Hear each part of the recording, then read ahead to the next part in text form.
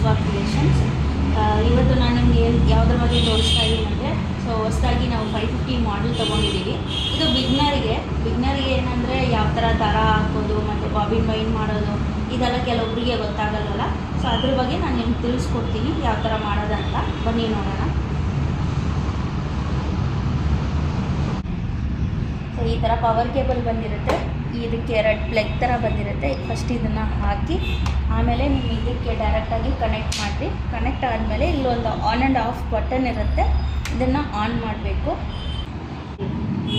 So ಇದು bobbin ಹಾಕೋದು, ಇದು ಸ್ಲೈಡರ್ ಥರ ಇರುತ್ತೆ. ಜಸ್ಟ್ ಇದನ್ನು ಈ ಥರ ಪ್ರೆಸ್ ಮಾಡಿದ್ರೆ ಇದು ಹಿಂಗೆ ಓಪನ್ ಆಗುತ್ತೆ. ಸೊ ಬಾಬಿನ್ ಇದ್ರ ಒಳಗಡೆ ಇರುತ್ತೆ, ನಾನು ತೆಗ್ದಿದ್ದೀನಿ ಆಲ್ರೆಡಿ.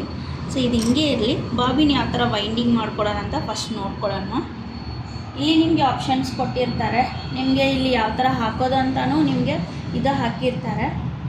ಸೊ ಇದನ್ನು ಇಲ್ಲಿಗೆ ಫಸ್ಟು ಫಿಕ್ಸ್ ಮಾಡ್ಕೋಬೇಕು. ನೀವು ಇದನ್ನು ಹಿಂಗೆ ಹಾಕ್ಕೊಂಡು ಇಲ್ಲಿಗೆ ಇದನ್ನು ಸ್ಟಾಪರ್ ಅಂತೀವಿ. ಇದು ದಾರ ಹೊರಗೆ ಬರಬಾರ್ದು. ಫಸ್ಟು ನಾರ್ಮಲ್ ಕಾಟನ್ ದಾರ ಯೂಸ್ ಮಾಡಬೇಕು. ಬಾಬಿನ್ಗೆ ಯಾವತ್ತು ಕಾಟನ್ ದಾರ ಯೂಸ್ ಮಾಡಬೇಕು. ಅಪ್ಪರ್ ಥ್ರೆಡ್ಗೆ ನೀವು ಸಿಲ್ಕಿ ಥ್ರೆಡ್ ಯೂಸ್ ಮಾಡ್ಕೋಬೋದು. ದಾರ ಹಾಕ್ಬಿಟ್ಟು ಈ ಸ್ಟಾಪರ್ನ ಹಾಕಬೇಕು. ಹಾಕಾದ್ಮೇಲೆ ಇಲ್ಲಿಗೆ ನಿಮಗೆ ಒಂದು ರಾಡ್ ಥರ ಕೊಟ್ಟಿದ್ದಾರೆ ನೋಡಿ, ಇದರಲ್ಲಿ ಸುಮ್ಮನೆ ಹಿಂಗೆ ಹಾಕ್ಕೋಬೇಕು. ಹಿಂಗೆ ಹಾಕಿ ಇಲ್ಲಿಂದ ಬಂದು ಈ ಬಾಬಿನ್ ಇದಲ್ವ, ಇದರ ಮೇಲ್ಗಡೆ ಒಂದು 4 ಟೈಮ್ ಈ ಥರ ವೈಂಡ್ ಮಾಡ್ಕೊಳ್ಳಿ. ಮಾಡಾದಮೇಲೆ ಈ ಕಡೆ ನೀವು ತಳ್ಳಬೇಕು. ತಳ್ಳಿದ್ರೆ ಈ ಥರ ಆಪ್ಷನ್ ಬರುತ್ತೆ. ಈ ಕಡೆ ತಳ್ಳಿದ್ರೆ ಇದು ಮೇನ್ ಡಿಸ್ಪ್ಲೇ ಬರುತ್ತೆ, ಈ ಕಡೆ ಮಾಡಿದ್ರೆ ಇದು ಬಾಬಿನ್ ವೈಂಡಿಂಗ್ ಆಪ್ಷನ್ ಬರುತ್ತೆ. ಈ ಥರ ಆಪ್ಷನ್ ಬಂದ ಮೇಲೆ ಏನು ಮಾಡಿ ಅಂದರೆ ಸ್ಟಾರ್ಟ್ ಕೊಟ್ಟರೆ ಅದು ವೈಂಡ್ ಆಗ್ತಾ ಇರುತ್ತೆ. ಇನ್ ಕೇಸ್ ನೀವು ಸರಿಗೆ ಸಿಕ್ತಿಲ್ಲ ಅಂದರೆ ಏನಾಗುತ್ತೆ, ಕೆಳಗಡೆ ಹೋಗಿ ನಿಮಗೆ ಪೂರ್ತಿ ಇದಾಗೋಗುತ್ತೆ. ಸೊ ಎಷ್ಟು ಬೇಕೋ ಅಷ್ಟಕ್ಕೆ ಮಾತ್ರ. ಮತ್ತೆ ನೀವು ಸ್ಟಾಪ್ ಮಾಡಬೇಕಂದ್ರೆ ಇದೇ ಬಟನ್ನ ಯೂಸ್ ಮಾಡಬೇಕು. ಸ್ಟಾಪ್ ಮಾಡೋದು ಮತ್ತು ಆ ಕಡೆ ತಳ್ಳೋದು.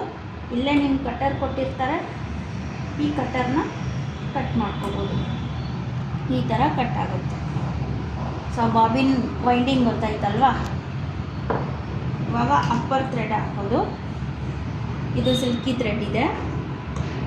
ಫಸ್ಟ್ ಆಪ್ಷನ್ ಇದು ನಂಬರ್ 1. ಎರಡನೇದು ಡೈರೆಕ್ಷನ್ ಕೊಟ್ಟಿರ್ತಾರೆ ನಿಮಗೆ ಯಾವ ಥರ ಬರಬೇಕಂತ. ಇದರಲ್ಲಿ ಹಾಕಾದ್ಮೇಲೆ ಇದು ಎರಡನೇದು ಇಲ್ಲಿ ಕೆಳಗೆ ಬಂದು ಆಮೇಲೆ ಮೂರನೇಗೆ ಯೂ ಟರ್ನ್ ಮಾಡಬೇಕು. ಯೂ ಟರ್ನ್ ಆದಮೇಲೆ ಇಲ್ಲಿ ಒಂದು ರಾಡ್ ಥರ ಕಾಣಿಸಿದೆ ನೋಡಿ, ಇದು ರೈಟ್ ಹೋಗಿ ಆಮೇಲೆ ಲೆಫ್ಟ್ ಬಂದು ಈ ಥರ ಲಾಕ್ ಮಾಡ್ಕೋಬೇಕು. ಇಲ್ಲಿ ಲಾಕಿಂಗ್ ಆಪ್ಷನ್ ಇರುತ್ತೆ, ಲಾಕ್ ಮಾಡ್ಕೋಬೇಕು. ಆಮೇಲೆ ಇಲ್ಲಿಗೆ ಬಂದು ಇದು ಫಸ್ಟ್ 1 ಮತ್ತು ಈ ಕಡೆ ಇನ್ನೊಂದು ರಾಡಲ್ಲಿ ಸೆಕೆಂಡ್ 1 ಇಲ್ಲಿಗೆ ಹಾಕ್ಕೋಬೇಕು.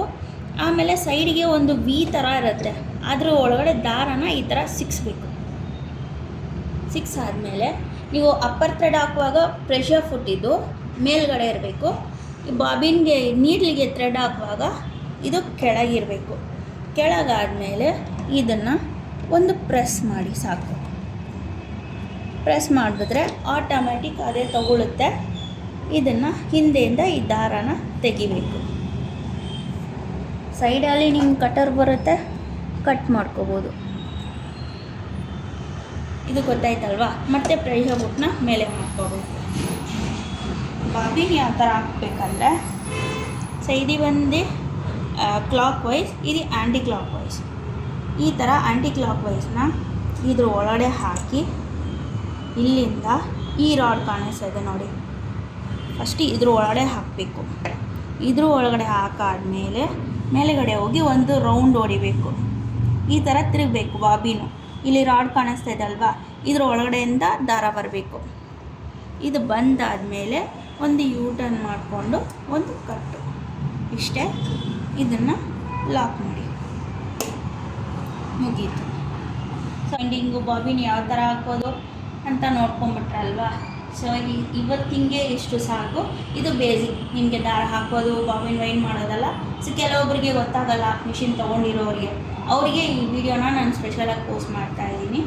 ಸೊ ನೆಕ್ಸ್ಟ್ ವೀಡಿಯೋದಲ್ಲಿ ನಿಮಗೆ ಯಾವ ಥರ ಇದನ್ನು ಆಪ್ರೇಟ್ ಮಾಡಬೇಕು, ಯಾವ ಥರ ಡಿಸೈನ್ ಸೆಲೆಕ್ಟ್ ಮಾಡಬೇಕು, ಏನೇನು ಆಪ್ಷನ್ಸ್ ಬರುತ್ತೆ, ಇದ್ರ ಬಗ್ಗೆ ಎಲ್ಲ ನಾನು ತಿಳಿಸ್ಕೊಡ್ತೀನಿ. ಇಷ್ಟೊತ್ತು ನನ್ನ ವೀಡಿಯೋ ನೋಡಿದ್ದಕ್ಕೆ ಥ್ಯಾಂಕ್ ಯು.